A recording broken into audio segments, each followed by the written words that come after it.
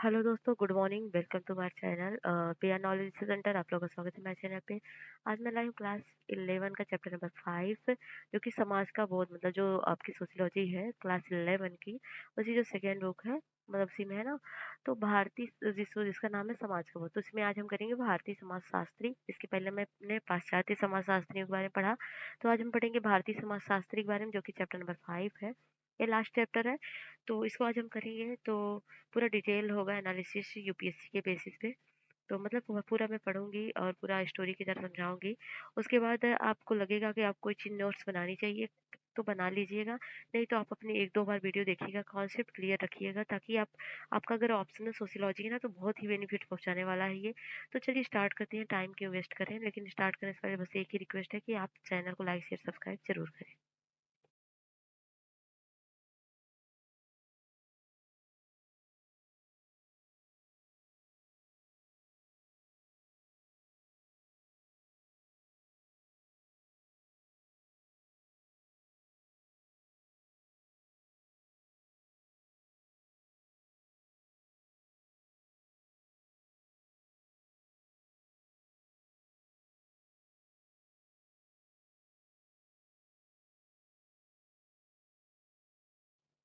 तो आज करेंगे हम भारतीय समाज शास्त्रियों के बारे में। तो जैसा कि आपने प्रथम पाठ की पाठ्य पुस्तक समाज शास्त्र परिचय के पहले अध्याय में देखा कि यूरोपियन संदर्भ में भी यह विषय काफी नई है, जिनकी स्थापना लगभग 100 वर्षों पहले की गई। भारत में समाज शास्त्री परिप्रेक्ष्य में सोच विचार 100 वर्षों से भी कुछ पुराना है, लेकिन विश्वविद्यालय में समाजशास्त्र की औपचारिक शिक्षा 1919 में बम्बई विश्वविद्यालय के प्रारंभ हुई। सन 1920 में दो अन्य विश्वविद्यालयों कलकत्ता तथा लखनऊ ने भी समाजशास्त्र तथा मानव विज्ञान में शिक्षण तथा शोध कार्य प्रारंभ किया। आज प्रत्येक सम्मुख विश्वविद्यालय में समाजशास्त्र विभाग, सामाजिक मनोविज्ञान और मानव विज्ञान विभाग है, और ज्यादातर इनमें से एक से अधिक का प्रतिनिधित्व होता है। अन्य कई संस्थापित विषयों की तरह ही आजकल समाजशास्त्र को भी भारत में स्वीकारा जाता है, लेकिन यह हमेशा से ऐसा नहीं था। अपने प्रारंभिक काल में यह बिल्कुल स्पष्ट नहीं था कि भारतीय समाजशास्त्र का प्रारूप क्या था तथा कैसा होगा, और क्या वास्तव में भारत को समाजशास्त्र जैसे किसी विषय की आवश्यकता थी भी या नहीं। तो 20वीं शताब्दी के पहले 25 सालों में जिन लोगों ने इन विषय में रुचि दिखाई, उन्हें स्वयं तय करना था कि भारत में उसकी भूमिका क्या होगी। इस अध्याय में आपका परिचय भारत के कुछ प्रासंगिक संस्थापक समाजशास्त्रियों से करवाया जाएगा। इस इन विद्वानों ने इस विषय को आकार देने के इसको ऐतिहासिक तथा सामाजिक परिप्रेक्ष्य के अनुकूल बनाने में महत्वपूर्ण भूमिका निभाई। भारतीय संदर्भ की विशिष्टता ने कई प्रश्न खड़े किए। सर्वप्रथम, यदि पश्चात समाजशास्त्र का उद्भव आधुनिकता को समझने के प्रयास में हुआ, तो भारत जैसे देश में इसकी भूमिका होगी तो क्या होगी? तो भारत भी आधुनिकता द्वारा लाए गए परिवर्तनों को महसूस कर रहा था, परंतु यहाँ एक महत्वपूर्ण अंतर था, और वह था एक उपनिवेश के रूप में भारत। भारत में आधुनिकता का पहला अनुभव औपनिवेशिक पराधीनता का अनुभव दोनों आपस में घुले मिले थे। दूसरा, यदि मानव विज्ञान का उद्भव यूरोपीय समाज की आदिम संस्कृतियों को जानने की उत्सुकता के संदर्भ में हुआ, तो भारत में उसकी क्या भूमिका हो। भारत स्वयं एक प्राचीन एवं विकसित सभ्यता के रूप में जाना जाता था, लेकिन इसमें आदिम समाज भी पाए जाते थे। अंत में भारत जैसे संपन्न स्वतंत्र नवराष्ट्र जो नियोजित विकास तथा प्रजातंत्र की ओर बढ़ रहा है, वहाँ समाजशास्त्र की क्या महत्वपूर्ण भूमिका हो। भारतीय समाजशास्त्र के अग्रणी लोगों को इन प्रश्नों के उत्तर ही नहीं ढूंढने थे, बल्कि उन्हें अपने लिए नए प्रश्नों को भी तलाशना था। भारतीय संदर्भ में यह सिर्फ करने के अनुभव से ही संभव था, जिसमें समाजशास्त्री प्रश्नों को एक आकार मिला। यह पूर्व निर्मित रूप से उपलब्ध नहीं थे, और जैसा कि देखा जा सकता है कि भारतीय समाजशास्त्र तथा मानव विज्ञानी अधिकतर अचानक ही बन गए। उदाहरण के तौर पर भारत के बेहतरीन तथा सर्वप्रथम सामाजिक मनोविज्ञानी श्री एल के अनंत कृष्ण अय्यर ने अपने व्यवसाय की शुरुआत एक क्लर्क के रूप में की, फिर स्कूली शिक्षक, और उसके बाद कोचीन रजवाड़े के महाविद्यालय में शिक्षक के रूप में नियुक्त हो गए, जो आज केरल राज्य का एक भाग है। सन 1902 में कोचीन के दीवान द्वारा इन्हें राज्य के निर्याती सर्वेक्षण में मदद करने के लिए कहा गया। ब्रिटिश सरकार इसी प्रकार का सर्वेक्षण सभी रजवाड़ों तथा इलाकों में करना चाहती थी। जो प्रत्येक रूप में उनके नियंत्रण में आते थे। अनंत कृष्ण अय्यर ने इस कार्य को पूर्ण रूपेण एवं स्वयंसेवी के रूप में किया। महाविद्यालय के शिक्षक के रूप में एर्नाकुलम जी स्थित महाराजा कॉलेज में पढ़ाते हुए इनके लिए उन्होंने सप्ताहांतों अ, नृजाति विभाग में अवैतनिक सुपरिटेंडेंट के रूप में कार्य किया। उनके काम की अपने समय के ब्रिटिश मानव विज्ञानी तथा प्रशासकों ने काफी प्रशंसा की तथा बाद में उन्हें इसी प्रकार के सर्वेक्षण में सहायता करने के लिए मैसूर रजवाड़े में आमंत्रित किया गया। अनंत कृष्ण अय्यर संभवतः सबसे पहले शिक्षित मानव विज्ञानी थे जिन्हें एक विद्वान तथा शिक्षाविद के रूप में राष्ट्रीय तथा अंतर्राष्ट्रीय रूप से ख्याति मिली। उन्हें मद्रास विश्वविद्यालय में व्याख्यान देने के लिए आमंत्रित किया गया और बाद में कलकत्ता विश्वविद्यालय के रीडर के रूप में उनकी नियुक्ति की गई, जहां उन्होंने भारत के सर्वप्रथम स्नातकोत्तर मानव विज्ञान विभाग की स्थापना करने में मदद की। 1917 और 1932 तक वे कलकत्ता महाविद्यालय में रहे। हालांकि मानव विज्ञान उनके पास कोई औपचारिक उपाधि नहीं थी, परंतु उन्हें इंडियन साइंस कांग्रेस के निजाती विभाग का अध्यक्ष चुना गया। यूरोपीय विश्वविद्यालयों में अपने भाषणों तथा भ्रमण के दौरान जर्मनी विश्वविद्यालय द्वारा उन्हें डॉक्टरेट की उपाधि दी गई। कोचीन रजवाड़े की तरफ उन्हें राय बहादुर तथा दीवान बहादुर की उपाधि से सम्मानित किया गया। कानूनविद शरत चंद्र राय जो 1871 से 1942 एक अन्य मानव विज्ञानी है जो भारत में इस वर्ग के अग्रणी थे तथा अकस्मात मानव विज्ञानी बने। कलकत्ता के रिपन कॉलेज के कानून की डिग्री लेने से पूर्व राय ने अंग्रेजी विषय में स्नातक तथा स्नातकोत्तर की उपाधि हासिल की थी। कुछ दिनों कानून की प्रैक्टिस करने के बाद सन 1898 में रांची जाकर ईसाई मिशनरी विद्यालय में अंग्रेजी के शिक्षक के रूप में कार्य करने का निर्णय लिया। उनके इस निर्णय उनके प्रभावी जीवन को बदल दिया, क्योंकि अगले 44 वर्षों तक वो रांची में रहे तथा छोटा नागपुर प्रदेश में रहने वाली जनजातियों की संस्कृति समाज के विशेषज्ञ बने। राय की मानव विज्ञान में रुचि तब बढ़ी जब उन्होंने स्कूलों का काम छोड़ दिया तथा रांची की अदालत में कानून की प्रैक्टिस शुरू की। आगे चलकर उनको सरकारी दुभाषिए के रूप में अदालत में नियुक्त किया गया। राय की रुचि जनजाति समाज में बढ़ी तो वास्तव में उनकी नौकरी की आवश्यकता का प्रतिफल था, क्योंकि अदालत में वे जनजाति की परंपरा तथा कानूनों को दुभाषित करते थे। उन्होंने जनजाति क्षेत्रों का व्यापक भ्रमण किया तथा उनके बीच रहकर गहन क्षेत्रीय अध्ययन किया। यह सभी कार्य शौकियत आधार पर किया गया, परंतु उनकी मेहनत तथा बारीकियों को ध्यानपूर्वक देखने या समझने के कौशल शोध कार्य के लिए महत्वपूर्ण तथ्य तथा लेखन सामग्री तैयार की। अपने पूरे सेवा काल में राय के 100 से अधिक लेख राष्ट्रीय तथा ब्रिटिश शैक्षिक जर्नल में प्रकाशित हुए। इसके साथ ही इनके द्वारा ओरावा, मुंडा तथा खरिये जनजाति पर किया गया सर्वप्रथम लेखन कार्य भी प्रकाशित हुआ।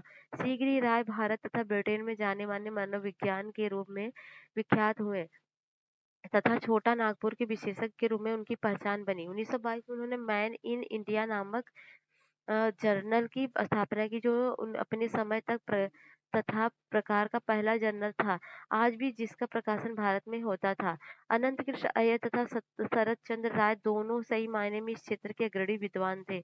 1900 के प्रारंभ में ही उन्होंने एक ऐसे विषय पर कार्य करना प्रारंभ किया जो भारत में ना तो अभी तक विद्यमान था और ना ही कोई ऐसी संस्था थी जो इसे किसी प्रकार का संरक्षण देती हो। दोनों अय्यर तथा राय का जन्म तथा मृत्यु अंग्रेजों द्वारा शासित भारत में हुआ।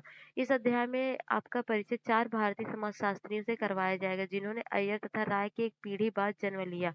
वे सभी औपनिवेशिक भारत में जन्मे, परंतु इनका कार्य स्वतंत्र भारत में चलता रहा तथा इन्होंने अपनी औपचारिक संस्थाओं की रूपरेखा बनाई, जिस पर आगे चलकर भारतीय समाजशास्त्र जैसी औपचारिक संस्थाओं की स्थापना की गई। जी.एस. घुर्ये तथा डीपी मुखर्जी का जन्म 1990 के दशक में हुआ, जबकि ए.आर. देसाई तथा एम.एस. श्रीनिवास का जन्म इसके पहले 15 वर्ष बाद अर्थात 20वीं सदी के दूसरे दशक में हुआ। हालांकि वे सब बहुत गहराई समाजशास्त्र की पाश्चात्य परंपरा से प्रभावित थे। ये उन प्रश्नों का उत्तर देने में भी सक्षम थे जो कुछ अग्रणी विद्वानों द्वारा पूछे जा सकते थे। वे विशिष्ट भारतीय समाजशास्त्र किस प्रकार का आकार लेगा।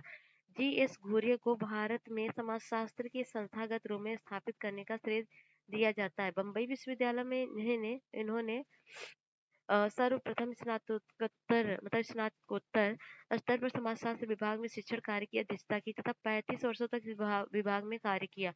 उनके निर्देशन में बड़ी संख्या में काम करने वाले शोध विद्यार्थी आज भी इस विषय में महत्वपूर्ण स्थानों पर कार्यरत हैं। उन्होंने इंडियन सोशियोलॉजिकल सोसाइटी की स्थापना की तथा सोशियोलॉजिकल बुलेटिन नामक जर्नल निकाला। उनके शैक्षणिक लेख न केवल बहुसर्जक होते थे बल्कि जिन विषयों पर उन्होंने लेखन किया वे काफी विस्तृत होते थे। ऐसे समय में जबकि विश्वविद्यालय शोध के लिए दिए जाने वाले वित्तीय तथा संस्थागत सहायक काफी सीमित थे। घूरे ने समाजशास्त्र का एक भारतीय विषय के रूप में पोषण किया। घूरे द्वारा स्थापित बम्बई विश्वविद्यालय विभाग ऐसा पहला विभाग था जिसने सर्वप्रथम सफलतापूर्वक दो मुख्य कार्यक्रमों को लागू किया जिन्हें आगे चलकर उत्साहपूर्वक उनके उत्तराधिकारियों द्वारा अपनाया गया। ये थे सक्रिय रूप से शिक्षण तथा शोध कार्य का एक ही संस्था में किया जाना तथा सामाजिक मानव विज्ञान तथा समाजशास्त्र को एक बृहद वर्ग के रूप में स्थापित करना। भूरे की पहचान जाति प्रजाति पर उनके द्वारा किए गए बेहतरीन कार्यों पर होती है, लेकिन इसके अतिरिक्त उन्होंने बृहद विषयों जैसे जनजाति, नातेदारी, परिवार, विवाह, संस्कृति, सभ्यता, नगरों की ऐतिहासिक भूमिका, धर्म तथा संघर्ष और एकीकरण का समाजशास्त्र, बौद्धिक तथा संदर्भगत सरोकार जिन्होंने घूरे को प्रभावित किया, उनमें सबसे प्रमुख है प्रसारवाद। हिंदू धर्म तथा सिद्धांत पर प्राच्य छात्रवृत्ति, राष्ट्रवाद तथा हिंदू अभिन्नता के सांस्कृतिक पक्ष। एक प्रमुख विषय जिस पर घूरे ने कार्य किया वह था जनजाति तथा अथवा आदिवासी की संस्कृति। वास्तव में इस विषय पर उनका लेखन और मुख्य रूप से वेरियर एल्विन के साथ हुआ वे वाद विवाद ने उन्हें समाजशास्त्र तथा शिक्षा की दुनिया से बाहर एक पहचान दी। सन 1930 और 1940 के दशकों में इस विषय पर काफी वाद विवाद हुआ कि भारत में जनजाति समाज का क्या स्थान हो और राज्य उनसे किस प्रकार का व्यवहार करे। कई ब्रिटिश प्रशासक मानव विज्ञानी भारतीय जनजातियों में रुचि रखते थे और उनका मानना था कि ये आदिम लोग उनकी अपनी विशिष्ट संस्कृति थी जो हिंदू मुख्यधारा से काफी अलग थी।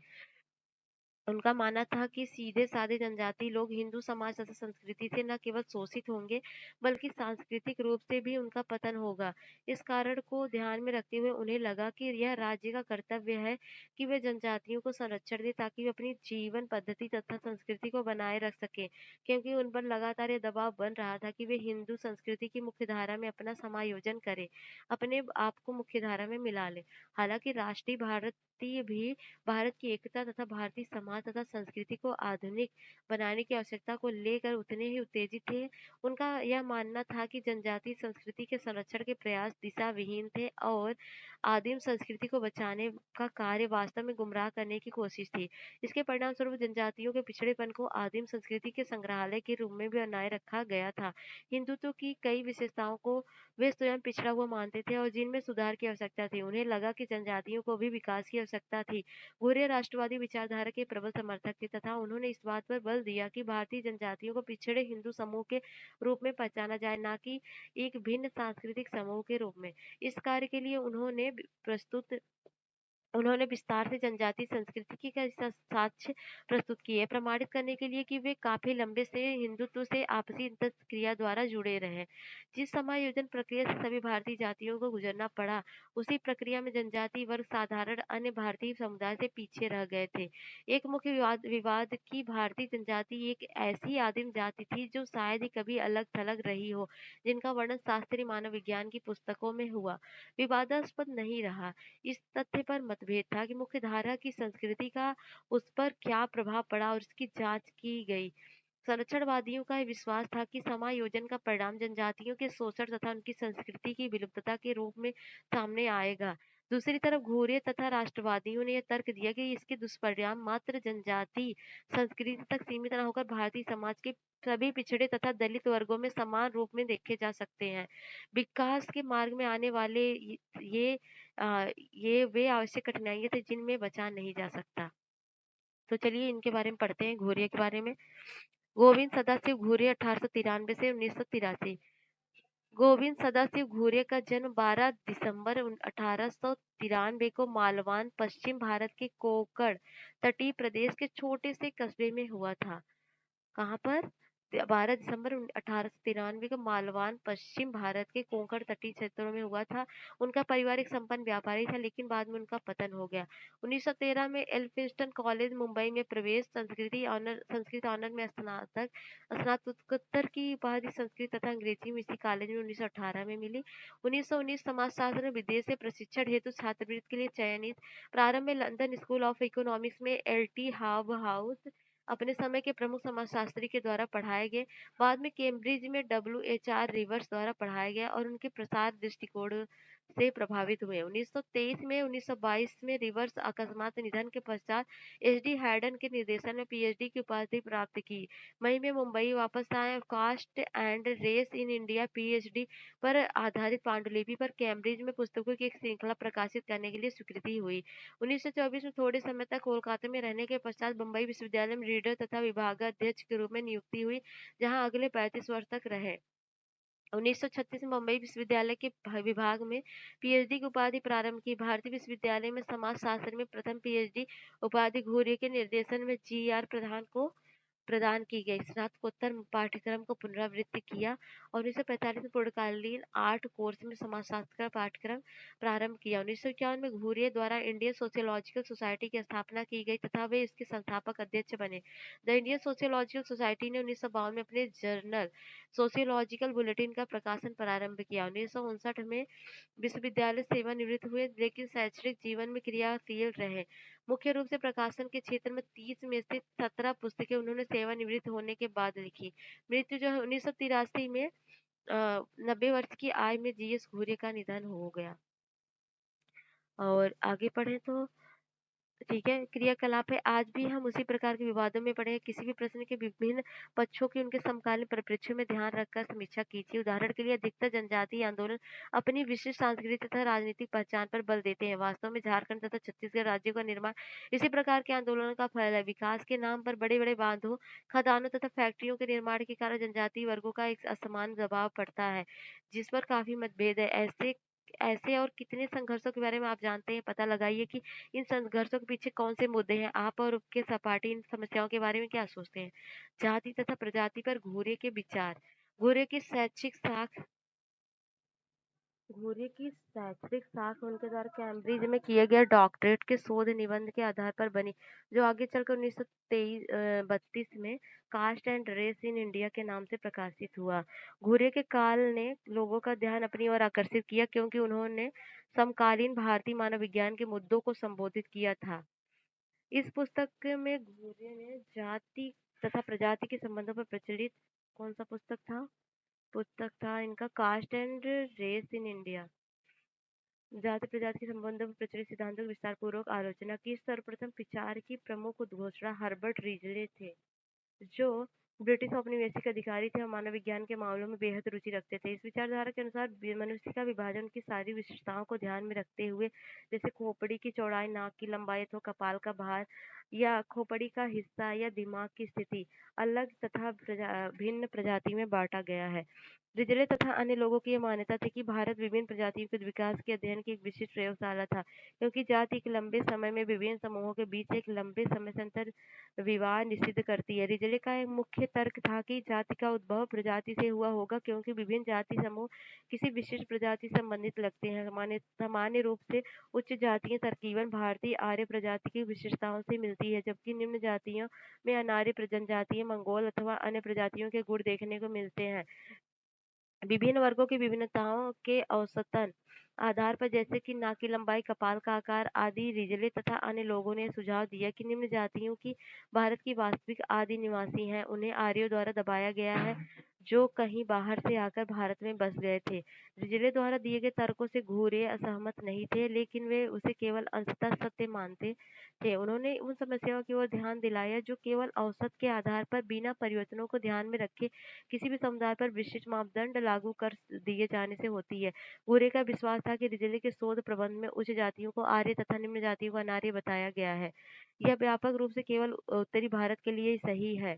भारत के अन्य भागों में अंतर समूहों की विभिन्नताएं मानव मिति माप बहुत व्यापक अथवा व्यवस्थित नहीं है। इसका अर्थ यह हुआ कि अधिकांश भारत में सिंधु गंगा के मैदान छोड़कर विभिन्न प्रजाति वर्गों का आपस में काफी लंबे समय से मेल मिलाप था। तथा प्रजाति शुद्धता केवल उत्तर भारत में ही बची हुई थी, क्योंकि वहां अंतर विवाह निषिद्ध था। शेष भारत में अंतर विवाह मतलब जाति विशेष में ही विवाह करना पर वैसे ही भिन्न थे। आज जाति के इस प्रजाति सिद्धांत को नहीं माना जाता, परंतु 20वीं शताब्दी के पूर्वार्ध में इसे सच माना जाता था। इतिहासकार में आर्यों तथा भारतीय महाद्वीपों में उनके आगमन को लेकर मतभेद है। हालांकि जिस समय घोरे इस विषय पर लिख रहे थे, उस समय इस विषय के ये मुद्दे महत्वपूर्ण थे। इसी कारण से उनके लेखन में लोगों का ध्यान आकर्षित किया। घूर्य जाति की एक विस्तृत परिभाषा दिए जाने के कारण भी जाने जाते हैं। उनकी परिभाषा छह महत्वपूर्ण विशेषताओं पर बल देती है। पहला यह है कि जाति एक ऐसी संस्था है जो खंडी विभाजन पर आधारित है। इसका अर्थ है कि जाति समाज कई बंद पारस्परिक अनन्य खंडों में बटा है। प्रत्येक जाति ऐसा ही एक खंड है, पर यह बंद है, क्योंकि जाति का निर्धारण जन्म से होता है। एक विशिष्ट जाति के बच्चे हमेशा उसी जाति के होंगे। दूसरे शब्द में जाति की सदस्यता केवल जन्म के आधार पर मिलती है। संक्षेप में किसी भी व्यक्ति की जाति का निर्धारण जन्म के समय होता है। इससे ना तो बचा जा सकता है और ना ही बदला जा सकता है। दूसरा है जातिगत समाज सोपानिक विभाजन पर आधारित होते हैं। प्रत्येक जाति दूसरी जाति की तुलना में असमान होती है, अर्थात प्रत्येक जाति दूसरी से उच्च अथवा निम्न होती है, और सैद्धांतिक रूप से कोई भी दो जातियां समान नहीं होती हैं। तीसरा, संस्था के रूप में जाति सामाजिक अंतःक्रिया पर प्रतिबंध लगाती है।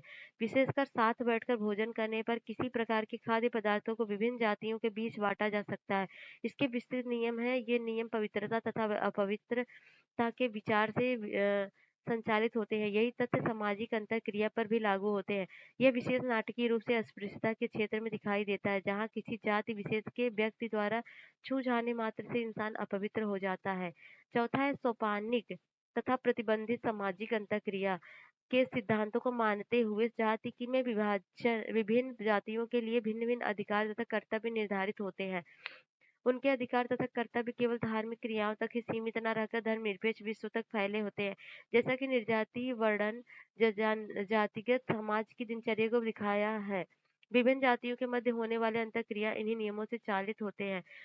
पांचवा है जाति व्यवसाय के चुनाव को भी सीमित कर देती है और जाति की तरह जन्म पर आधारित तथा वंशागत होता है। समाज में स्तर पर जाति के श्रम विभाजन में कठोरता देखी जाती है तथा विशिष्ट व्यवसाय कुछ विशेष जातियों को ही दिए जाते हैं। छठवां है जाति विवाद पर कठोर प्रतिबंध लगाती है। जाति में अंतर विवाह के साथ ही बहिर्विवाह के नियम भी जुड़े रहते हैं, या तो किसकी शादी किसी से नहीं हो सकती है। इस प्रकार की योग्यता और निर्योग्यता के समूहों के नियम जाति प्रथा को आगे बढ़ाने में मदद करते हैं। गोरे की परिभाषा जाति के व्यवस्थित अध्ययन में सहायक है। उनकी परिभाषा धारणात्मक थी जो शास्त्रीय पुस्तकों पर आधारित थी। वास्तविक रूप में जाति के बहुत से रूपों में परिवर्तन हो रहा है। हालांकि वे सब किसी न किसी रूप में अस्तित्व में है। आगे आने वाले कई दशकों में निर्जाति क्षेत्र के अध्ययनों ने इन विषयों पर महत्वपूर्ण जानकारियां एकत्रित करने में मदद की है कि स्वतंत्र भारत में इस क्षेत्र में जाति कुछ हो रहा मतलब में क्या कुछ हो रहा है। 1920 तथा 1950 ईस्वी के मध्य भारत में समाजशास्त्र के दो प्रमुख विभाग मुंबई तथा लखनऊ में खुले। दोनों का प्रारंभ समाजशास्त्र तथा अर्थशास्त्र के मिले जुले विभागों के रूप में हुआ। जहां मुंबई विभाग इस समय जीएस घूरे द्वारा संचालित हो रहा था, वहीं दूसरे ओर लखनऊ विभाग प्रसिद्ध त्रिदेव राधा कमल मुखर्जी, डीपी मुखर्जी तथा डीएन मजूमदार द्वारा चलाया जा रहा था। वैसे तीन ही माने जाने वाले तथा अपने कार्यों के लिए पहचाने जाते थे, परंतु डीबी मुखर्जी इनमें सर्वाधिक लोकप्रिय थे। वास्तव में डीबी मुखर्जी ज्यादा डीपी के नाम से ही जाने जाते थे, जो न केवल समाजशास्त्र में बल्कि शिक्षण के अलावा बौद्धिक तथा जन जीवन में भी अपने समय के सर्वाधिक प्रभावशाली विद्वान रहे। इनका प्रभाव तथा सार्वजनिक लोकप्रियता इनके विद्वता लेखन से उतनी नहीं मिली जितनी शिक्षण शैक्षणिक संगठनों पर उनके भाषण मीडिया में उनके द्वारा किए गए कार्यों जिनके अंतर्गत समाचार पत्रों के लेख तथा रेडियो प्रोग्राम से मिली। डीपी ने समाज शास्त्र में पहले इतिहास तथा अर्थशास्त्र का अध्ययन किया था तथा विविध विषयों में उनकी अभिरुचि थी, जिसका विस्तार क्षेत्र साहित्य संगीत फिल्म साहित्य तथा भारतीय दर्शन मार्क्सवाद राजनीतिक अर्थव्यवस्था तथा विकास की योजना थी। मार्क्सवाद से बेहद प्रभावित थे और हालांकि कि उनके राजनीतिक कार्यक्रम की अपेक्षा उनकी सामाजिक विश्लेषण के तरीके में उनका विश्वास अधिक था। डीपी ने अंग्रेजी तथा बंगाली में काफ़ी पुस्तकें लिखी। उनके द्वारा लिखित इंट्रोडक्शन टू इंडियन म्यूजिक इस विषय में एक श्रेष्ठ कार्य है जो इस वर्ग को कालजयी रचना मानी जाती है। तो ये है ध्रुवजटी प्रसाद मुखर्जी। तो 5 अक्टूबर 1894 को एक मध्यम वर्गीय बंगाली ब्राह्मण परिवार में जन्म जहाँ की उच्च शिक्षा की लंबी परंपरा थी। विज्ञान में स्नातक कलकत्ता विश्वविद्यालय में इतिहास तथा अर्थशास्त्र में स्नातकोत्तर की उपाधि प्राप्त की। 1924 में लखनऊ महाविद्यालय मतलब विश्वविद्यालय के अर्थशास्त्र तथा समाजशास्त्र के विभाग में लेक्चरर के पद पर नियुक्त हुए। 1938 से 41 में ब्रिटिश भारत में यूनाइटेड प्रोविंस की कांग्रेस गठित सरकार सूचना मंत्रालय में निदेशक के पद पर नियुक्त हुए और 1947 में यूपी लेबर इंक्वायरी कमेटी के सदस्य के रूप में कार्य किया। 1949 में लखनऊ विश्वविद्यालय में प्रोफेसर के पद पर नियुक्त हुए और कुलपति के विशेष के आदेश पर हुए थे ये। 1953 में अलीगढ़ मुस्लिम विश्वविद्यालय में अर्थशास्त्र के प्रोफेसर के पद पर नियुक्त हुए और 1955 में नवनिर्मित इंडियन सोशियोलॉजिकल सोसाइटी में अध्यक्षीय भाषण दिया। 1956 में स्विट्जरलैंड में गले के कैंसर की सर्जरी और 5 दिसंबर 1961 को निधन हुआ इनका। परंपरा एवं परिवर्तन पर डीपी मुखर्जी के विचार। तो डीपी मुखर्जी भारतीय इतिहास तथा अर्थव्यवस्था के प्रति बड़े असंतोष के कारण समाजशास्त्र की ओर मुड़े। उनका यह मानना था कि भारत की सामाजिक व्यवस्था ही उसका निर्णायक या विशेष लक्षण है। इसलिए यह प्रत्येक सामाजिक विज्ञान के लिए आवश्यक है कि वह इस संदर्भ में इससे जुड़ा हो। भारतीय संदर्भ में निर्णायक पक्ष पर इसका उसका सामाजिक पक्ष है। इतिहास, राजनीति तथा अर्थशास्त्र पश्चिम के मुकाबले भारत में कम विकसित है। उनका सामाजिक आयाम अधिकाधिक विकसित था। डीपी लिखती है कि मेरा यह मानना है कि भारत में सामाजिकता का बाहुल्य है, इसके अलावा और सब कुछ बहुत कम है। वास्तव में सामाजिकता की अधिकता भारत की विशेषता ही है। भारत का इतिहास, इसका अर्थशास्त्र, यहाँ तक कि इसका दर्शन सामाजिक समूहों के इर्द-गिर्द घूमता है। ज़्यादा से ज़्यादा यह भी कह सकते हैं कि यह समाजीकृत व्यक्तियों के इर्द-गिर्द ऐसा मैं महसूस करता हूँ, मुखर्जी ने कहा। भारत में समाज की केंद्रीय स्थिति को देखते हुए भारतीय समाजशास्त्री का प्रथम कर्तव्य था कि मतलब कि वह सामाजिक परंपराओं के बारे में पढ़े तथा जाने। डीपी के लिए परंपरा का अध्ययन केवल भूतकाल तक सीमित नहीं था, बल्कि वह परिवर्तन की संवेदनशीलता से भी जुड़ा था। अतः परंपरा का एक जीवंत परंपरा थी जिसने अपने आप को भूतकाल से जोड़ने के साथ ही साथ वर्तमान के अनुरूप भी ढाला था। इस प्रकार समय के साथ अपने आप को विकसित कर रही थी। जैसा कि उन्होंने लिखा, सिर्फ भारतीय समाजशास्त्री के लिए एक समाजशास्त्री होना काफी नहीं है, बल्कि उनकी प्रथम आवश्यकता एक भारतीय होना है, क्योंकि वह लोक रीतियों, रूढ़ियों, प्रथाओं तथा परंपराओं से जुड़कर ही अपने सामाजिक व्यवस्था के अंदर तथा उसके आगे क्या है को समझ पाएंगे। इस विचार को ध्यान में रखते हुए उनका मानना था कि समाजशास्त्रियों को भाषा को सीखना तथा भाषा की उच्चता, निम्नता और संस्कृति की पहचान हो न हो, लेकिन संस्कृति फारसी तथा अरबी भाषाएं बल्कि स्थानीय बोलियों की भी जानकारी हो। डीपी ने यह तर्क दिया कि भारतीय संस्कृति तथा समाज पाश्चात्य अर्थ में व्यक्तिवादी नहीं है। एक औसत भारतीय की आकांक्षाओं का रूप कम से कम उनके सामाजिक सांस्कृतिक वर्ग द्वारा तय किया जाता है और शायद ही उससे विचलित होता है। अतः भारतीय सामाजिक व्यवस्था की दिशा मुख्यतः समूह, संप्रदाय तथा जाति के क्रियाकलाप द्वारा निर्धारित होती है, न कि स्वैच्छिक व्यक्तिगत कार्यों द्वारा। हालांकि स्वैच्छिकता ने शहरी मध्यम वर्ग को प्रभावित करना शुरू कर दिया था, लेकिन उनके आने से भारतीय समाज को अध्ययन के लिए एक रोचक विषय मिल गया। परंपरा शब्द का मूल अर्थ है संचारित, प्रेषित करना। डीपी ने इस ओर ध्यान आकर्षित किया। उनका समतुल्य संस्कृत शब्द परंपरा है, जो कि उत्तराधिकार अथवा अतिथ्य है, जिसका मूल आधार वही है जो इतिहास का है। अतः परंपरा की मजबूत जड़ें भूतकाल में होती हैं और उन्हें कहानियों तथा मिथकों द्वारा कहकर और सुनकर जीवित रखा जाता है। हालांकि परिवर्तन भी भूतकाल से उनके संबंध को नहीं तोड़ पाया, बल्कि यह अनुकूलन की प्रतिक्रिया इंगित करता है। प्रत्येक समाज में परिवर्तन के आंतरिक तथा बाह्य स्रोत हमेशा मौजूद रहते हैं। पाश्चात्य समाज में आंतरिक परिवर्तन का अत्यधिक सामान्य स्रोत अर्थव्यवस्था है, परंतु यह भारत में उतना प्रभावशाली नहीं है जैसा कि डीपी मानते हैं कि भारतीय संदर्भ में वर्ग संघर्ष के जरिए परंपराओं को प्रभावित होता है और उसे अपने में सम्मिलित कर लेता है। भारत में नवीन वर्ग संघर्ष अभी स्पष्ट रूप में उभर कर नहीं आया है। इस समझ के आधार पर उन्होंने निष्कर्ष निकाला कि गणतंत्रात्मक भारतीय समाजशास्त्र का सर्वप्रथम कार्य परिवर्तन के आंतरिक और आर्थिक कारणों को देखना होगा। डीपी की यह मान्यता थी कि भारतीय परंपरा में परिवर्तन के 3 सिद्धांतों को मान्यता दी गई है: श्रुति, स्मृति और अनुभव। इन सब ने आखिरी अनुभव तथा व्यक्तिगत अनुभव क्रांतिकारी सिद्धांत है। इसका अर्थ यह हुआ कि भारतीय समाज में परिवर्तन का सर्वप्रमुख सिद्धांत सामान्यीकृत अनुभव अथवा समूहों का सामूहिक अनुभव था। उच्च परंपराएं सिर्फ स्मृति तथा श्रुति केंद्रित थी, परंतु समय समय पर उन्हें समूहों तथा संप्रदायों के सामूहिक अनुभवों द्वारा चुनौती दी जाती रही। उदाहरणतः भक्ति आंदोलन डीपी ने बल देकर कहा कि यह केवल हिंदुओं के लिए ही सही नहीं है, बल्कि भारत की इस्लामी संस्कृति के लिए भी सही है। भारतीय इस्लाम में सूफियों ने पवित्र ग्रंथों की अपेक्षा प्रेम तथा अनुभव पर दिया है, जिसने परिवर्तन लाने में महत्वपूर्ण भूमिका निभाई है। अतः डीपी के लिए भारतीय संदर्भ में बुद्धि बुद्धि विचार परिवर्तन के लिए प्रभावशाली शक्ति नहीं है, बल्कि ऐतिहासिक रूप से अनुभव और प्रेम परिवर्तन के उत्कृष्ट कारक है। भारतीय संदर्भ में संघर्ष तथा विद्रोह सामूहिक अनुभवों के आधार पर कार्य करते हैं, परंतु परंपरा का लचीलापन इनका ध्यान रखता है कि संघर्ष का दबाव परंपराओं को बिना तोड़े उनमें परिवर्तन लाए। अतः हम देखते हैं कि किस प्रकार प्रभावी रूढ़ियों को लोकप्रिय विद्रोहों द्वारा चुनौती दी जाती है, जो आगे चलकर रूढ़िवादी को परिवर्तित करने में सफल तो हो जाती है, परंतु परिवर्तन आखिरकार परंपरा में अवशोषित कर लिए जाते हैं।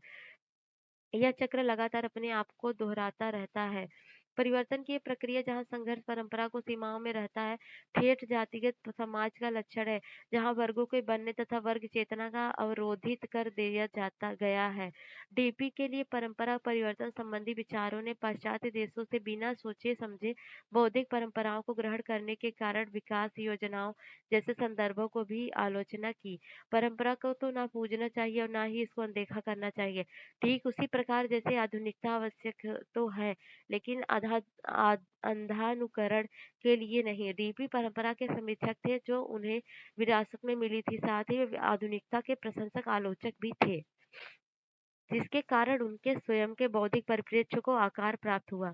ए.आर. देसाई ऐसे विरले भारतीय समाजशास्त्री हैं जो सीधे तौर पर राजनीतिक पार्टियों से औपचारिक सदस्य के रूप में राजनीति से जुड़े थे। देसाई आजीवन मार्क्सवादी रहे तथा मार्क्सवादी राजनीति में उनकी सक्रियता बड़ौदा में स्नातक की पढ़ाई करते हुए हुई।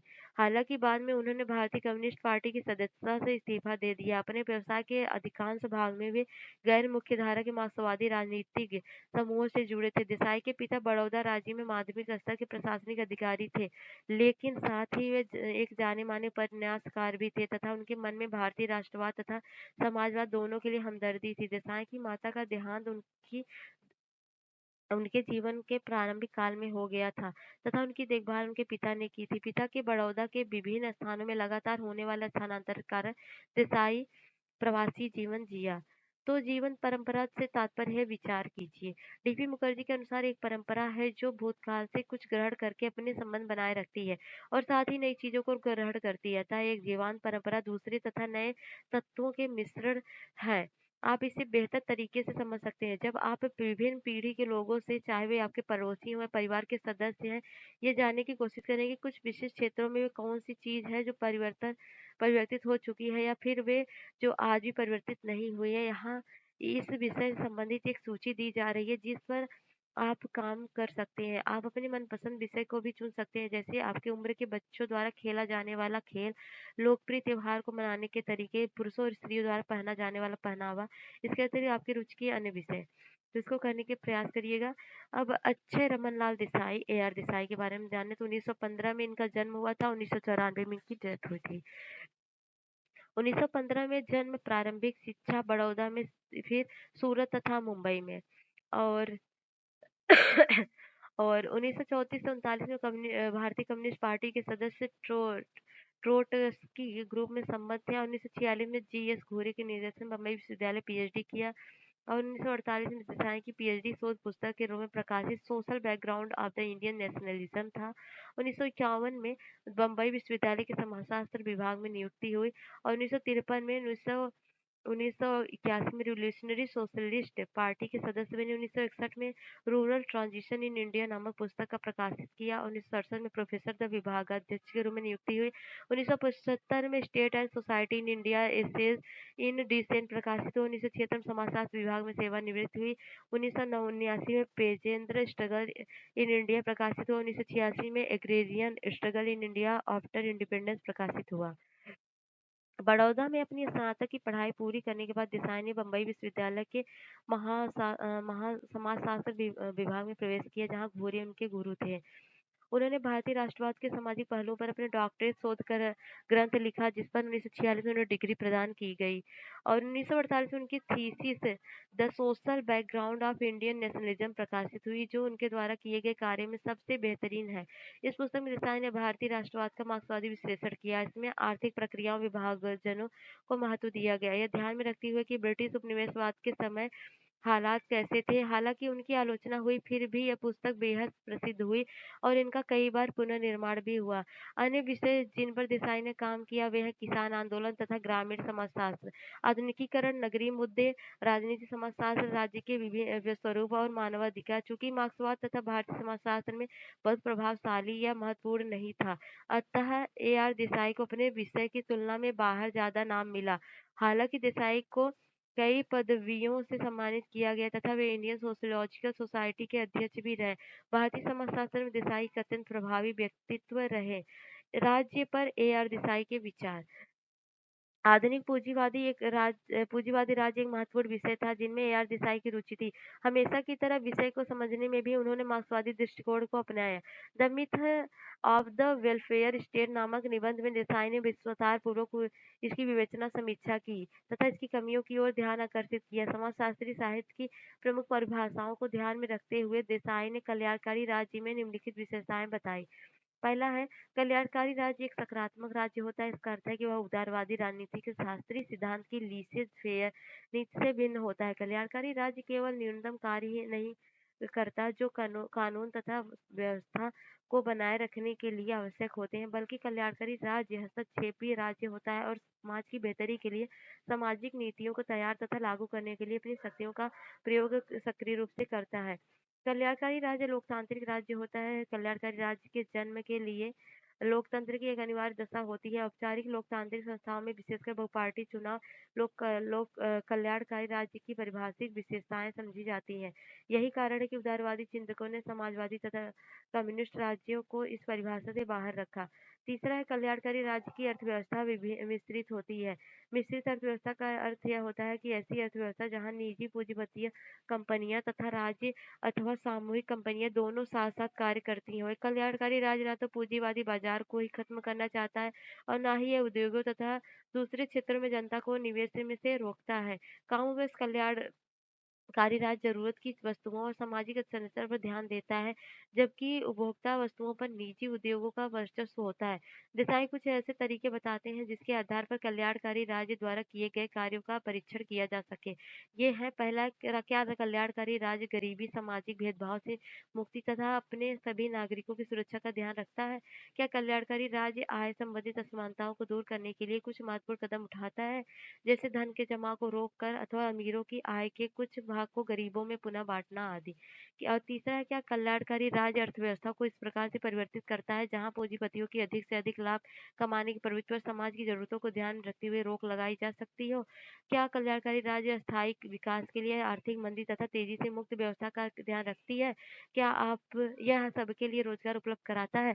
इस आधार को ध्यान में रखते हुए देसाई उन देशों के कार्यों का परीक्षण करते हैं जिनको अक्सर कल्याणकारी राज्य कहा जाता है, जैसे ब्रिटेन, अमेरिका तथा यूरोप के अधिकांश भाग और हम ये पाते हैं कि उनके द्वारा काफी बढ़ा चढ़ा कर दावे किए गए थे। अतः अधिकांश आधुनिक पूंजीवादी राज्य, यहाँ तक कि विकसित देश भी अपने नागरिकों को निम्नतम आर्थिक तथा सामाजिक सुरक्षा देने में असफल रहे हैं। वे आर्थिक असमानताओं को कम करने में सफल नहीं हो पाए और अधिकांश उन्हें प्रोत्साहित ही करते हैं। तथाकथित कल्याणकारी राज्य बाजार के उतार चढ़ाव से मुक्त स्थायी विकास करने में भी असफल रहे। अतिरिक्त धन की उपस्थिति तथा अत्यधिक बेरोजगारी उनकी कुछ अन्य असफलताएं हैं। अपने इन तर्कों के आधार पर देसाई ने यह निष्कर्ष निकाला कि कल्याणकारी राज्य की सोच एक भ्रम है। देसाई ने राज्य के मार्क्सवादी सिद्धांत पर भी लेखन कार्य किया। उनके इन लेखों में हम देख सकते हैं कि देसाई एकांगी दृष्टिकोण को लेकर नहीं चलते हैं, बल्कि कम्युनिस्ट राजनीतिक कमियों की आलोचना भी करते हैं। उन्होंने कई मार्क्सवादी चिंतकों के उदाहरणों द्वारा इस तथ्य पर बल दिया कि कम्युनिज्म के तहत भी लोकतंत्र का महत्व होता है तथा राजनीतिक उदारता तथा कानून का राज प्रत्येक वास्तविक समाजवाद राज में बने रहना चाहिए। तो क्रियाकलाप है ए आर देसाई कल्याणकारी राज्य की आलोचना मार्क्सवादी तथा सोशलिस्ट दृष्टिकोण से करते हैं। वे चाहते हैं कि पश्चात पूंजीवादी कल्याणकारी राज्य ने जो किया है राज्य अपने नागरिकों के लिए उससे अधिक करे। आज इसके विपरीत तर्क दिए जा रहे हैं कि राज्य अपनी भूमिकाओं को निरंतर कम करे और भूमिकाओं के दायित्वों के निर्वाह का बड़ा भाग स्वतंत्र बाजार के हवाले कर देना चाहिए। कक्षा में इन दृष्टिकोणों पर चर्चा कीजिए और दोनों को बच्चों को ध्यानपूर्वक सुनिए। अपने आसपास में राज्य सरकार द्वारा किए गए कार्यों की सूची बना सकते हैं, सरकार कर सकते हैं। स्वतंत्र भारत के बेहतरीन भारतीय समाजशास्त्री एम एन श्रीनिवास ने डॉक्टरेट की उपाधि 2 बार प्राप्त की, एक बम्बई विश्वविद्यालय से तथा दूसरी ऑक्सफोर्ड से। श्रीनिवास से मुंबई में घूरे के शिष्य थे और ऑक्सफोर्ड के सामाजिक मानव विज्ञान विभाग में अध्ययन के दौरान इनके बौद्धिक अभिविन्यास में बदलाव आया। उस समय ब्रिटिश सामाजिक मानव विज्ञान पश्चात मानव विज्ञान के प्रभाव शक्ति के रूप में उभर कर सामने आया था। श्रीनिवास स्वयं विषय के महत्वपूर्ण केंद्र में रहकर उसके अध्ययन से प्रसन्न थे। श्रीनिवास के डॉक्टरेट के शोध निबंध का प्रकाशन religion and society among the Coorgs of the South India के नाम से हुआ। इस पुस्तक में श्रीनिवास ने ब्रिटिश सामाजिक मानव विज्ञान में प्रभावी संरचनात्मक प्रकारवादी परिप्रेक्ष्य पर कार्य किया। इस पुस्तक ने पूरे विश्व में श्रीनिवास का सम्मान बढ़ाया। ऑक्सफोर्ड में ने नवस्थापित भारतीय समाजशास्त्र विभाग में प्रवक्ता के रूप में श्रीनिवास की नियुक्ति की गई, परंतु 1951 में इस्तीफा देकर वे भारत लौट आए, जहां महाराजा सयाजीराव विश्वविद्यालय बड़ौदा में नवस्थापित समाजशास्त्र विभाग के अध्यक्ष के रूप में अपना कार्यभार संभाला। 1959 में वे दिल्ली आए तथा Delhi school of the economics में समाजशास्त्र विभाग की स्थापना की, जो शीघ्र ही पूरे भारत में समाजशास्त्र की महत्वपूर्ण केंद्र बन गया।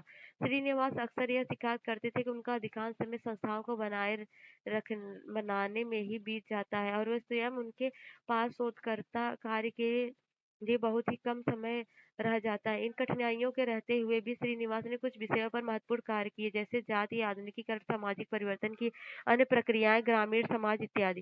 श्रीनिवास ने अपनी अंतर्राष्ट्रीय पहचान तथा सहयोगियों की मदद से भारतीय समाजशास्त्र को विश्व के मानचित्र पर स्थापित किया। उनकी ब्रिटिश सामाजिक मानव विज्ञान तथा अमेरिकन मानव विज्ञान, विशेष तौर पर शिकागो विश्वविद्यालय में जबरदस्त पहचान थी, जो उस समय विश्व मानव विज्ञान में एक शक्तिशाली केंद्र के रूप में उभर रहा था। जीएस घूरे तथा लखनऊ में विद्वानों की तरह श्रीनिवास ने भी नई पीढ़ी के समाज को तैयार किया, जो आने वाले दशकों में अपने विषय के दिग्गजों के रूप में स्थापित होने वाले थे। एम एन श्रीनिवास के गांव संबंधी विचार। एम एन श्रीनिवास की रुचि भारतीय गांव तथा ग्रामीण समाज में जीवन भर बनी रही।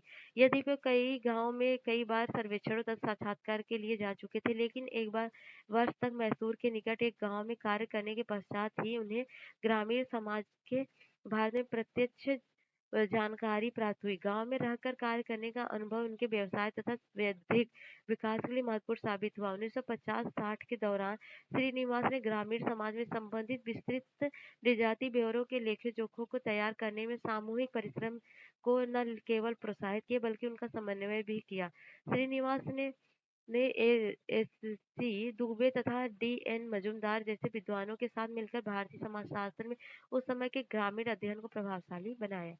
तो मैसूर नरसिंहाचार्य श्रीनिवास 1916 में इनका जन्म हुआ था, 1999 में डेथ हुई थी। 16 नवंबर 1916 को मैसूर के आयंगर ब्राह्मण परिवार में जन्म। इनके पिता जमींदार थे और मैसूर की ऊर्जा तथा बिजली विभाग में कार्यरत थे। प्रारंभिक शिक्षा मैसूर विश्वविद्यालय में, बाद में स्नातकोत्तर शिक्षा हेतु मुंबई गए, जहाँ घूरे इनके गुरु बने। 1942 में स्नातकोत्तर शोध पुस्तक के रूप में प्रकाशित विषय marriage and family among the कुर्कज और 1944 में पीएचडी स्वीकार बम्बई विश्वविद्यालय से घूरे के निर्देशन में किया और 1945 में ऑक्सफोर्ड गए और रेडक्लिफ ब्राउन तथा फिर इवांस प्रीचर द्वारा शिक्षा ग्रहण किया। 1947 में ऑक्सफोर्ड से सामाजिक मानव विज्ञान में डी फिल का वापस भारत आए और 1948 में ऑक्सफोर्ड में भारतीय समाजशास्त्र के प्रवक्ता के रूप में नियुक्त थी। इसी समय 1948 में नागपुर में क्षेत्र कार्य किया। 1951 में ऑक्सफोर्ड से इस्तीफा दिया तथा महाराजा सयाजीराव विश्वविद्यालय, बड़ौदा में प्रोफेसर के पद पर नियुक्त तथा समाजशास्त्र विभाग की स्थापना की।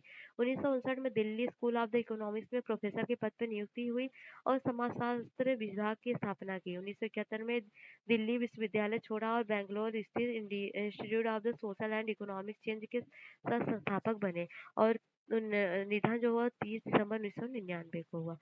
गाँव पर श्रीनिवास द्वारा लिखे गए लेख मुख्यतः 2 प्रकार के हैं। सर्वप्रथम गाँव के किए गए क्षेत्रीय कार्यों का निर्याती ब्यौरा, इन ब्यौरों पर परिचर्चा। द्वितीय प्रकार के लेखन में भारतीय गाँव सामाजिक विश्लेषण की कई इकाइयों के रूप में कैसे कार्य करते हैं, इससे ऐतिहासिक तथा अवधारणात्मक चर्चा परिचर्चाएँ। द्वितीय प्रकार के लेखन में गाँव की एक अवधारणा के रूप में उनकी उपयोगिता के प्रश्न पर श्रीनिवास का विवाद हुआ।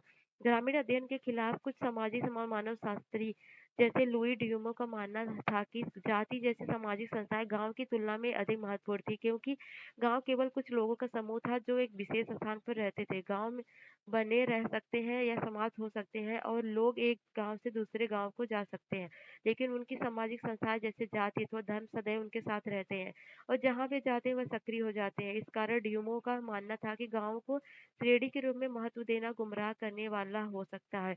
इसके विरुद्ध श्रीनिवास का मानना था कि गांव एक आवश्यक सामाजिक पहचान है। ऐतिहासिक साक्ष्य यह दिखाते हैं कि गांव में अपनी एक एकीकृत पहचान बनाई है और एक ग्रामीण एकता ग्रामीण सामाजिक जीवन में काफी महत्वपूर्ण है। श्रीनिवास ने ब्रिटिश प्रशासक मानव विज्ञान की आलोचना की। उन्होंने जिन्होंने भारतीय गांव का स्थिर आत्मनिर्भर छोटे गणतंत्र के रूप में चित्रण किया था। ऐतिहासिक तथा सामाजिक साक्ष्य श्रीनिवास ने दिखाया कि मानव वास्तव में गांव में महत्वपूर्ण परिवर्तन आए हैं। यहाँ तक कि गांव कभी भी आत्मनिर्भर नहीं थे और विभिन्न प्रकार के आर्थिक, सामाजिक तथा राजनीतिक संबंधों में क्षेत्रीय स्तर जुड़े हुए थे। गांव ग्रामीण शोध कार्यों के स्थल के रूप में भारतीय समाजशास्त्र को कई प्रकार से लाभान्वित करते हैं। इनमें निर्याती शोध कार्य की पद्धति के महत्व से परिचित कराने का एक मौका दिया गया। नव स्वतंत्र राष्ट्र जब विकास की योजनाएं बना रहा था, ऐसे समय में इसने भारतीय गांव में तीव्र गति से होने वाले सामाजिक परिवर्तन के बारे में आंखों देखी जानकारी दी। ग्रामीण भारत में संबंधित एवं इन विविध जानकारियों की उस समय काफी प्रशंसा हुई क्योंकि नगरीय भारतीय तथा नीति निर्माता इसमें अनुमान लगा सकते थे कि भारत के आंतरिक हिस्सों में क्या हो रहा था। इस प्रकार ग्रामीण अध्ययन में समाजशास्त्री जैसे विषय को स्वतंत्र राज्य के परिप्रेक्ष्य में एक नई भूमिका दी और मात्र आदिम मानव के अध्ययन तक सीमित रहकर इसे आधुनिकता की ओर बढ़ते समाज के लिए भी उपयोगी बनाया जा सकता है। क्रियाकलाप है, मान लीजिए कि आपको का कोई मित्र दूसरे ग्रह अथवा सभ्यता का है और पहली बार पृथ्वी पर आया है, उसने कभी गाँव के बारे में नहीं सुना है। आप उन्हें ऐसे कौन से 5 सुराग देंगे ताकि वे गाँव को देख सकें और उन्हें पहचान सकें? छोटे-छोटे समूहों में आयोजित कीजिए और विभिन्न समूहों द्वारा किए गए सुरागों की तुलना कीजिए तथा देखिए उनमें कौन-सी चीज़ें जो बार-बार उभर कर सामने आती हैं। क्या उनके आधार पर आप गाँव की परिभाषा दे सकते हैं? और तो ठीक है। क्रियाकलाप 1950 में नगरीय भारतीय ग्रामीण अध्ययन के प्रति ये काफ़ी रुचि थी, जिन समाजशास्त्री ने उस समय शुरू किया था। क्या आपको लगता है कि नगर के लोग आज भी गाँव में रुचि रखते हैं? टीवी, फ़िल्म तथा अखबारों में गाँव पर कितनी बार चर्चा की जाती है? अगर आप नगर में रहते हैं, तो क्या आपका परिवार आज भी अपने गाँव के रिश्तेदार के साथ संपर्क में है? इस प्रकार के संपर्क आपके पिता अथवा दादा की पीढ़ी में थे। क्या आप किसी ऐसे व्यक्ति को जानते हैं जो नगर छोड़कर गाँव में जाकर बस गया हो? क्या आप ऐसे किसी व्यक्ति को जानते हैं जो वापस आना चाहता हो? और अगर हाँ, तो वे कौन-से कारण हैं? तो बताएँगे या करके उपसंहार क्या है? इन 4 समाजशास्त्रियों ने इस विषय को नव स्वतंत्र आधुनिक राष्ट्र के संदर्भ में एक अलग देने पहचान देने की कोशिश की भी। किन विभिन्न तरीकों से समाजशास्त्र को भारतीय बनाया गया, उनके उदाहरण यहाँ दिए गए हैं। अतः घुर्ये ने उन प्रश्नों की शुरुआत की जो पाश्चात्य मानवशास्त्री द्वारा उठाए गए थे। लेकिन यहाँ उन्होंने शास्त्रीय पुस्तकों में अर्जित ज्ञान तथा एक शैक्षणिक भारतीय सोच का उपयोग किया। एक विभिन्न पृष्ठभूमि से आने वाले पूर्ण रूपेण पाश्चात्य डीपी मुखर्जी जैसे आधुनिक बुद्धिजीवी ने भारतीय परंपरा की महत्ता को पुनः खोजा, बिना इसकी कमियों को नजरअंदाज किए। मुखर्जी की ही तरह ए.आर. देसाई भी मार्क्सवाद से अत्यधिक प्रभावित थे और भारतीय राष्ट्र की समालोचना ऐसे समय में की जब इस प्रकार की आलोचनाएं दुर्लभ थी। पश्चात सामाजिक मानवशास्त्र के प्रभावी केंद्रों में रहकर प्रशिक्षण प्राप्त एम.एन. श्रीनिवास ने भारतीय संदर्भ में इनका प्रयोग किया और 20वीं शताब्दी के उत्तरार्ध में समाजशास्त्र की नवीन कार्यसूची को तैयार करने में मदद की। यह किसी भी विभाग की शक्ति के लिए सुलभ लक्षण है। जब उसकी एक पीढ़ी अपने पूर्वजों से ज्ञान पाकर उससे उनसे भी आगे निकल जाती है, तो भारतीय समाजशास्त्र में ऐसा होता रहा है। आने वाली पीढ़ियों ने इन अग्रदूतों के कार्यों की सकारात्मक आलोचना भी की, ताकि विषय और अधिक विकसित हो सके और सीखने की इस प्रक्रिया के चिन्ह तथा समालोचक केवल इस पुस्तक में ही नहीं बल्कि संपूर्ण भारतीय समाजशास्त्र में देखे जा सकते हैं। शब्दावली है प्रशासक निशास्त्री। यह पद उन ब्रिटिश शासकों के लिए प्रयुक्त होता है जो 19वीं तथा प्रारंभिक भारतीय सरकार के भाग थे तथा जिन्होंने नृजातीय संस्थानों को प्रारंभ करने में अत्यधिक रुचि ली, विशेषकर सर्वे तथा जनगणना। इनमें कुछ सेवानिवृत्तियों के पश्चात नामी निशास्त्री बने और प्रमुख नामों में एडगर थर्स्टन और विलियम क्रूक, हर्बर्ट रिजले तथा जे.एट. हटन थे। और मानव मिति निमित्ति क्या है? नृशास्त्र एक विभाग है जो मानव की प्रजाति का अध्ययन करके शरीर के माप विशेष उनकी खोपड़ी के बाहर, सिर की चौड़ाई तथा नाक की लंबाई के आधार पर करता है। समायोजन और प्रक्रिया जिनमें एक संस्कृति दूसरी संस्कृति को अपने अंदर समा लेती है। अंतर्विवाह है असामाजिक संस्था जहाँ वैवाहिक रिश्ते केवल अपनी बिरादरी में किए जाते हैं। इस सीमांकित वर्ग के बाहर विवाह निषेध होता है। बहिर्विवाह सामाजिक संस्था जहाँ कुछ वर्गों में वैवाहिक संबंध निषिद्ध होते हैं और विवाह एक निश्चित वर्गों के बाहर होना चाहिए।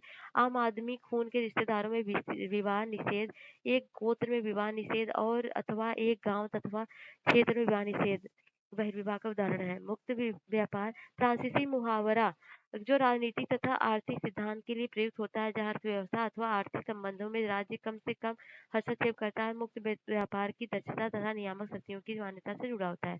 तो एक क्वेश्चन का आंसर जरूर दीजिएगा, ये बहुत इंपॉर्टेंट है और इसको करने का ट्राई करिएगा।